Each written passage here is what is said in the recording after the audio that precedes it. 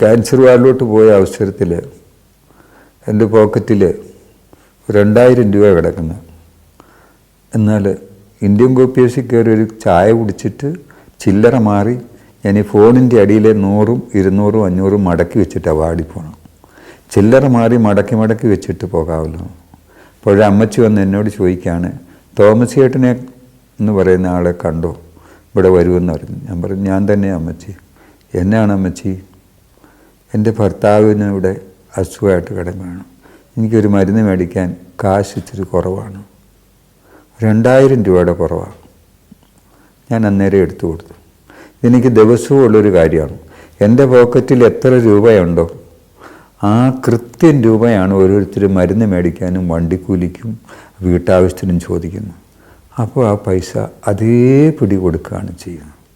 ഓരോ ദിവസത്തെ നവജീവൻ്റെ പ്രവർത്തനങ്ങളിലും ഇത് കണ്ടുകൊണ്ടിരിക്കുകയാണ്.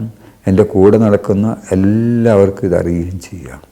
അങ്ങനെ എൻ്റെ കൂടെ 10 വർഷം നടന്ന ഒരു സെമിനാരിയിലായിരുന്ന ഒരു ബ്രദറെ ഈ കണ്ടതെല്ലാം കുറിച്ച് വെച്ചാണ് അത് കുറിപ്പെല്ലാം DC ബുക്കിന് കൊടുത്തു.